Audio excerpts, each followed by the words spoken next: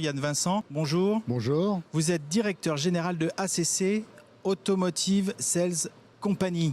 C'est cela. Alors l'activité de votre entreprise, c'est assez simple parce qu'elle est écrite dans son nom finalement. Hein. Mais dites-nous en plus exactement. Qu'est-ce que c'est? Quelle est son histoire? En fait, ACC a été créé il y a maintenant presque 2 ans pour construire l'industrie de la batterie en Europe. Donc pour concevoir des batteries pour automobiles et les produire.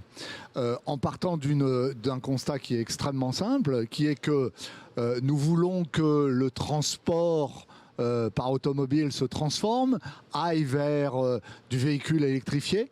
Or aujourd'hui, quasiment toutes les batteries sont produites en Asie. Et donc il y a une nécessité de développer cette industrie pour permettre à nos constructeurs européens de se développer, de faire leur transition énergétique. C'est ça l'objet d'ACC. C'était le fameux Airbus des batteries. Ouais. Oui, en fait, cela consiste à dire nous devons, au niveau européen, construire cet écosystème qui va permettre une certaine indépendance. Et alors, il y a qui dans cet Airbus des batteries? Enfin, je vois, c'est pas forcément l'expression qu'il faudra garder, mais qui sont les principaux piliers? Alors, d'abord, nous avons 3 actionnaires. Initialement, nous en avions 2. Saft, qui est détenu à 100% par Total, qui apporte sa compétence produit-process des batteries. Ça fait plus de 100 ans qu'ils produisent des batteries. Ils ont cette expertise. Le deuxième actionnaire était et est toujours Stellantis. Et depuis la semaine dernière, le 12 mai, nous avons un 3e actionnaire qui est Mercedes.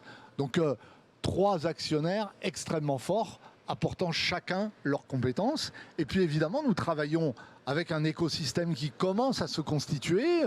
Nous travaillons avec des universités, nous travaillons avec des fournisseurs européens pour arriver à construire cette industrie. Ouais, ça, on y reviendra tout à l'heure.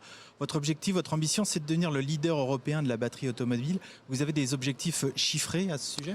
Je dirais que j'en illustrerai 2. Nous avons une feuille de route de création de capacités industrielles. Ce sont les gigafactories dont nous parlons, sont des investissements qui sont considérables. Nous avons une feuille de route qui nous amènerait à avoir 120 gigawattheures à l'horizon 2030. C'est 9 blocs de gigafactories.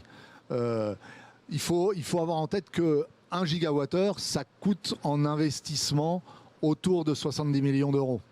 Donc en mettre 120, vous faites le calcul par vous-même et vous arrivez à un chiffre très significatif. Un deuxième objectif qui est pour nous important, c'est que nous serons le plus rapidement possible à moins de 40 kg de CO2 par kilowattheure sur la chaîne allant de la mine jusqu'à notre propre fabrication. Cela reflète une chose simple, c'est que le véhicule électrique, il n'émet pas de CO2. Il ne faudrait pas qu'une partie de cet avantage considérable par rapport au véhicule thermique soit polluée par la production de ces batteries. Et donc, là où aujourd'hui, les fabricants tournent autour de 100 kg de CO2 par kilowattheure, nous visons d'être très rapidement à moins de 40 et de poursuivre le chemin. Cela veut dire notamment localiser les fournisseurs en Europe, utiliser de l'énergie qui soit décarbonée, utiliser le moins possible de ressources énergétiques, etc. Concevoir nos process pour qu'ils soient plus économes en termes d'émissions de CO2. Donc voilà 2 objectifs chiffrés qui me paraissent importants. Alors on parle de kilowattheures depuis tout à l'heure. Alors c'est normal, hein, dans le véhicule électrique, c'est l'étalon. Enfin, je veux dire, c'est l'unité de base. C'est l'équivalent des chevaux, on va dire. Voilà, on finit par s'y habituer maintenant. En termes de nombre de batteries, de nombre de véhicules à équiper, je ne sais pas, dans un horizon, disons 10-15 ans, ça représente quoi? En fait, les constructeurs disent aujourd'hui, en Europe, on va être minimum à 70% du marché électrifié. Stellantis a récemment annoncé qu'ils visaient 100% de leurs ventes en 2030 en Europe électrifiées. Faisons un calcul rapide, admettons que ce soit 70%. Admettons que le marché automobile soit en 2030 celui qu'il était avant le Covid. Marché européen, c'est 17 millions de voitures, 70%, ça nous fait 12 millions de véhicules qui seraient électrifiés à cet horizon-là. Ça commence à faire un petit peu quand même un Ça petit commence volume. à faire beaucoup. Ça commence à... Et puis il me semble que le Parlement européen a décidé, en tout cas, que les véhicules neufs à partir de 2035 seraient des véhicules électriques.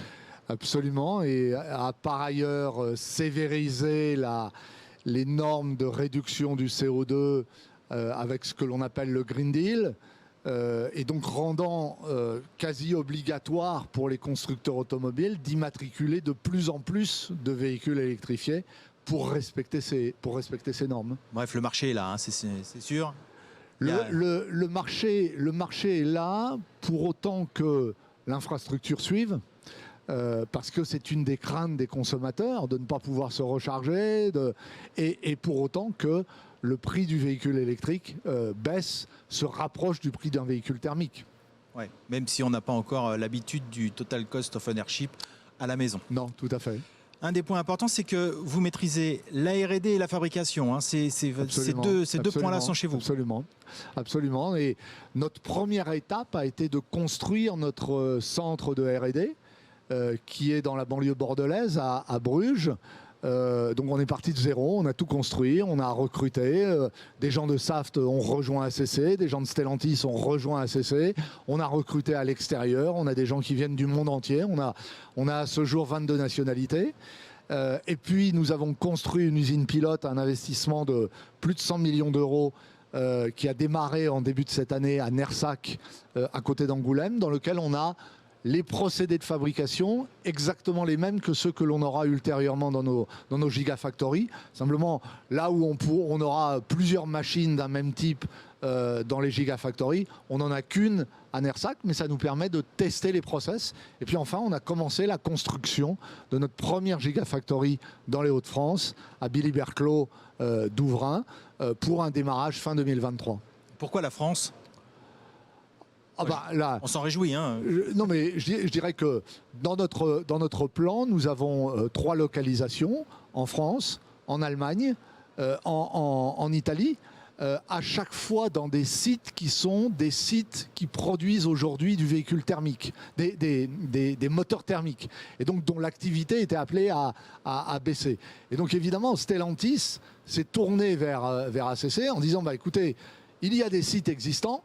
Ces sites, demain, vont se réduire en taille, vont avoir des problèmes de sureffectif. Est-ce que finalement, il ne pourrait pas y avoir un intérêt à ce que ACC vienne s'y installer ? Et vous savez que s'installer dans une zone industrielle, enfin dans une empreinte industrielle qui est déjà existante, facilite grandement les choses, d'où le choix de Billy-Berclos, d'où le choix de Kaiserslautern, d'où le choix de Termoli en Italie. Oui, c'est sûr. Et puis c'est des endroits où il y a un écosystème automobile, parce qu'on reste quand même sur de l'application automobile. On parle de sites qui sont... Enfin, vous parlez de Gigafactory depuis tout à l'heure. Vous pouvez nous donner une idée de la taille de ces usines ? Écoutez, le premier bloc que nous construisons, qui nous permettra d'avoir une capacité de production de 13 gigawattheures, c'est un bâtiment qui va faire 650 mètres de long, 100 mètres de large, une hauteur pouvant aller jusqu'à certains endroits, pas sur la totalité du bâtiment, mais pouvant aller jusqu'à 30 mètres de hauteur. Donc c'est des beaux bâtiments, quoi. Ah, c'est des cathédrales. C'est des cathédrales. Là, vous faites la conception, la fabrication des batteries à terme.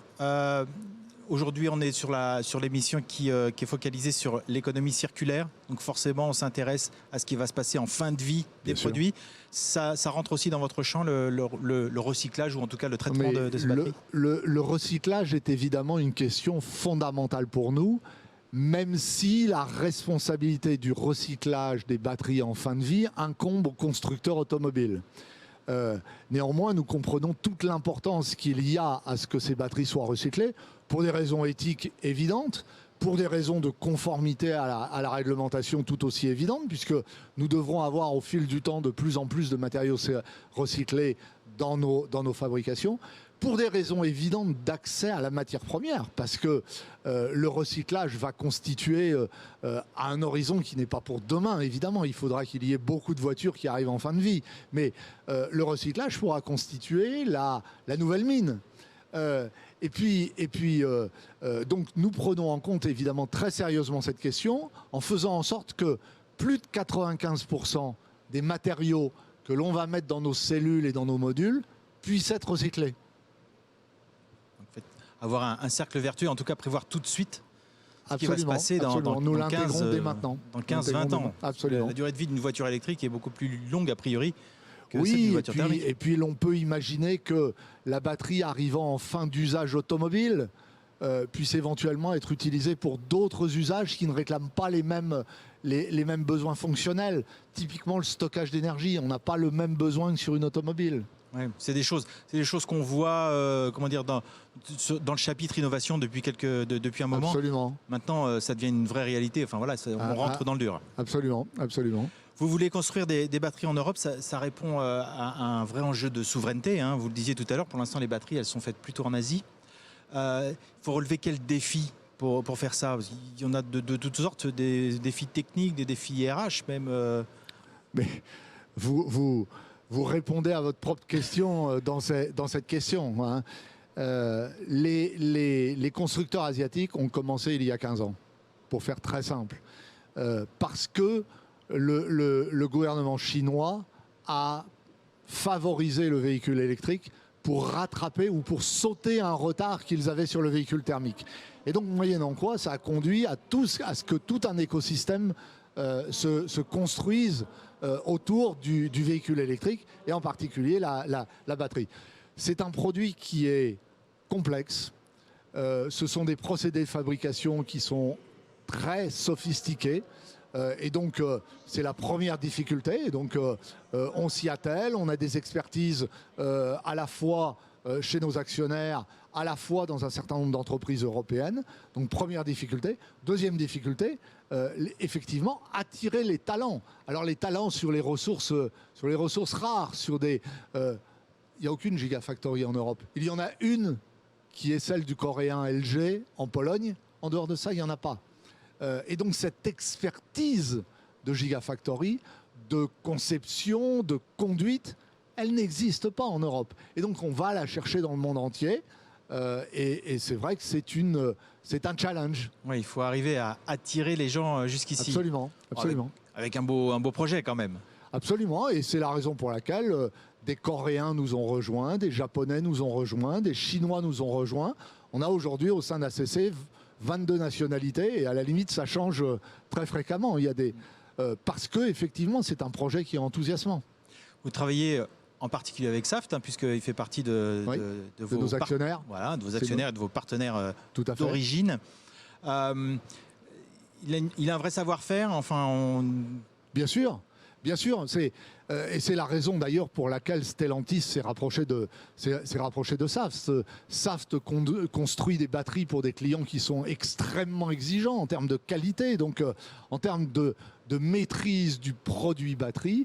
Il y a une grande expérience du côté de Saft, et c'est d'ailleurs la raison pour laquelle non seulement ils sont actionnaires, mais où par ailleurs nous avons des programmes de développement en commun, parce que eux pour leurs applications comme nous pour leurs applications, on a besoin de ces innovations, on a besoin de ces développements. Alors il y a aussi un point crucial, c'est le sourcing.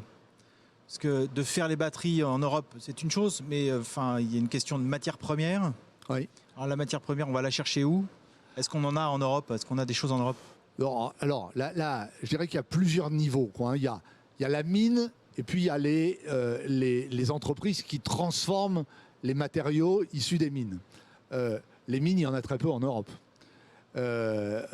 Ceci étant dit, il y a un certain nombre de projets en Europe pour, par exemple, produire du lithium par géothermie. Il y a un projet en Allemagne. On a des projets d'extraction de nickel en Finlande. Donc, cela existe, mais c'est quand même relativement limité. Et donc, le sourcing en matière première issue de la mine va se faire majoritairement hors Europe. Ensuite, il y a la transformation de ces matériaux. Et la transformation de ces matériaux, ou la préparation de ces matériaux pour qu'ensuite nous en fassions des électrodes, elle existe en Europe. Elle se développe. Elle va se développer. Donc il y a des constructeurs européens, je citerai Umicore, je citerai BASF, et puis il y a un certain nombre de projets d'entreprises qui ne sont pas européennes de se localiser en Europe comprenant l'intérêt de ce marché. Alors justement, là on voit sur le tout début de la chaîne, on voit qu'il y a déjà des acteurs qui peuvent travailler avec vous. Quand on construit des gigafactories, on a besoin d'écosystèmes, on a besoin de gens qui travaillent avec vous, des sous-traitants, des fournisseurs, etc. Vous avez besoin de quoi concrètement ? Ça commence par la construction du bâtiment. Et donc, notre premier bâtiment de notre première Gigafactory est en train d'être construit par le groupe Eiffage. Nous avons besoin de salles sèches. Et la première salle sèche est construite par Equans.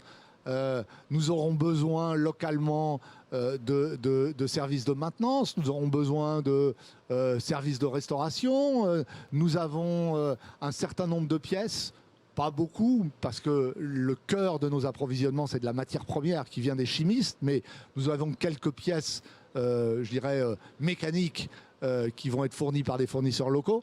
Voilà. Et puis ensuite, il y a tout le support à la formation. Ça, c'est un point très important. On va recruter des gens venant de Stellantis pour être dans notre usine de Billy-Berclau. C'est pas le même métier. Et donc, il va falloir les accompagner en termes de formation. Et nous travaillons avec les pouvoirs publics locaux, avec les institutions locales, pour développer ces programmes de formation, pour faire en sorte que les gens soient au meilleur niveau quand ils démarreront chez nous. En tout cas, vous pouvez rassurer tous les acteurs de l'industrie manufacturière. Il y a aussi des opportunités, des perspectives pour eux dans le développement de telles usines. Non, mais bien sûr, le point important qu'il faut avoir en tête, c'est que les opportunités existent. Pour les saisir, il faut la compétitivité. C'est-à-dire qu'il faut que les offres que l'on a, et les fournisseurs dont j'ai parlé là sur le bâtiment ont été en capacité de faire des offres compétitives. Il faut que les fournisseurs nous permettent à nous-mêmes d'être compétitifs. Parce que c'est ce que vont demander nos clients automobiles. On le voit, en tout cas, c'est un beau défi. Première batterie construite à quel horizon ? Fin 23. Fin 23, sortie de Billy-Berclau d'Auvrin. Fin 2023. Eh bien, écoutez, on a hâte. Merci beaucoup, Yann Vincent. Merci à vous.